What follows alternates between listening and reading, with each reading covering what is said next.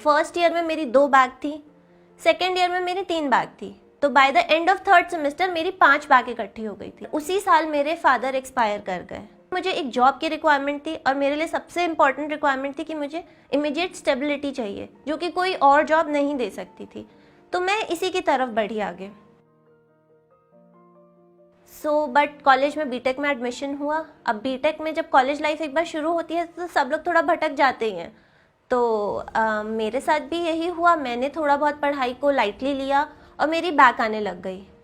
First year में मेरी 2 back थी, सेकेंड ईयर में मेरी 3 बैक थी, तो by the end of third semester मेरी 5 बैक इकट्ठी हो गई थी। 5 बैक के साथ तो कोई इमेजिन भी नहीं कर सकता कि वो आगे जाके यूपीएससी क्रैक करे, मतलब इतना हौसला ही नहीं होता है। उसके बाद कॉलेज लाइफ चली गई, 4th ईयर स्टार्ट हुआ। तो 2013 का टाइम था, वो मुझे अच्छे से याद है, नवंबर 2013 का समय था। तो मेरे फादर को लिवर सिरोसिस डिटेक्ट हुआ। जैसे जैसे टाइम बढ़ा उनकी कॉम्प्लिकेशंस बढ़ती गई। तो मेरा गेट का अटेम्प्ट था, 2014 में पहला अटेम्प्ट था। तो उस टाइम पे ये हुआ कि जिस दिन मेरा गेट का एग्ज़ाम था उसी के जस्ट पहले दिन एक कंडीशन होती है लिवर सिरोसिस में, जिसमें आप अपने मतलब जो पेशेंट होता है वो अपनी पूरी चीज़ें, मेंटल स्टेबिलिटी खो देता है, वो अपनी मेमोरी खो देता है और बहुत ही सीवियर कंडीशन हो जाती है, वो बिल्कुल एक अलग इंसान बन जाता है। तो उस कंडीशन में मेरे फादर पहुंच चुके थे। वो हम में से किसी को पहचान नहीं रहे थे और वो हॉस्पिटल में थे। और उसी दिन मेरा गेट का एग्ज़ाम था। उस दिन मुझे मतलब एक्चुअली एहसास हुआ कि क्या करना है। मुझे खुद समझ नहीं आ रहा था कि मैं कैसे अपने उन इमोशंस को साइड में रख के उनसे जूझते हुए किस तरह मैं अपना एग्ज़ाम लिखूं।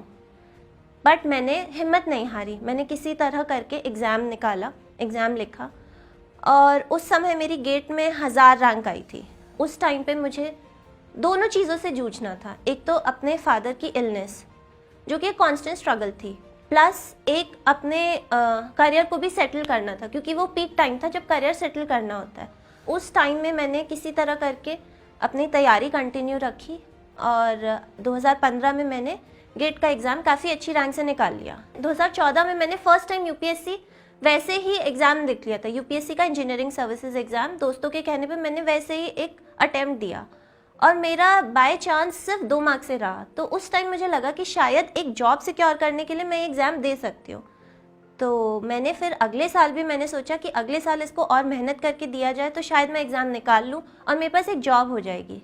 2015 में मैंने बहुत ही मेहनत के साथ ये एग्ज़ाम दोबारा से दिया और मेरा फिर से 7 मार्क्स से रह गया और उसी साल मेरे फादर एक्सपायर कर गए। तो ये वाला पीरियड मेरे लिए एक्चुअली बिल्कुल मैं टूट चुकी थी उस टाइम पर। मुझे समझ नहीं आ रहा था और मुझे ये लगा कि शायद मेरे डेस्टिनी में ही नहीं है कि मुझे ईएस बनना भी है। और वो टाइम मेरे लिए काफ़ी, मैं बिल्कुल ये मान लो कि मैं बिल्कुल डिप्रेशन में ही जा चुकी थी 2-3 महीने के लिए। तो 2016 में मैंने दोस्तों के ही कहने पे एक बार फिर से आखिरी बार दोबारा यूपीएससी ईएस का फॉर्म भर दिया। और उस टाइम की बात ये है कि 15 दिन का मेरे पास टाइम था एमटेक के एग्ज़ाम्स ख़त्म होने और यूपीएससी के एग्ज़ाम के बीच के दिनों का। उस टाइम पे मैंने डिसाइड किया कि 15 दिन का ही टाइम है मेरे पास। जितना भी टाइम है मैं उसमें अपने पूरी एनर्जी डाल देती हूँ, पूरी जान झोंक देती हूँ। उसके बाद देखती हूँ अगर नहीं हुआ तो फिर वैसे ही ठीक है, तो मान लेंगे कि किस्मत में नहीं था। सिलेबस 15 दिन के लायक का नहीं होता। इस थॉट को मैंने बिल्कुल निकाला और मैंने सिर्फ इस चीज़ पे फोकस किया कि मैं किस तरह 15 दिन में अपना मैक्सिमम दे पाऊँ। तो मैंने सिर्फ हर दिन 2-2 घंटे की नींद निकाली और मैंने बस अपने आप को झोंक दिया उस तैयारी में। और 15 दिन के बाद जब 3 दिन का एग्ज़ाम होता है, उन दिनों भी मुझे पता नहीं मैं किस हालत में जाके एग्ज़ाम दे के आई हूँ, क्योंकि इतने दिनों की नींद और कुछ भी नहीं पता मुझे। बस मैंने एग्ज़ाम दे दिया किसी भी तरह करके। मेरे दिमाग में बस ये चीज़ थी कि गिव अप नहीं करना है। ये चीज़ मैंने अपनी सीख ली थी, अपने जहन में बिल्कुल बिठा ली थी कि गिव अप नहीं करना है। और उस 15 दिन के स्ट्रगल और कठिन मेहनत के बाद वो दिन भी आया जब फाइनली मैंने ये एग्ज़ाम क्रैक कर लिया। तो मैं अपनी स्टोरी से सिर्फ ये मैसेज आप सबको देना चाहती हूँ कि कभी गिव अप नहीं करना। मुश्किलें आपके सामने आएंगी, लाखों चीज़ें, लाखों कठिनाइयाँ आपके सामने आएंगी, बट आप गिव अप मत करना, क्योंकि जब आप गिव अप कर देते हो तभी वहीं पे आपकी जर्नी ख़त्म हो जाती है।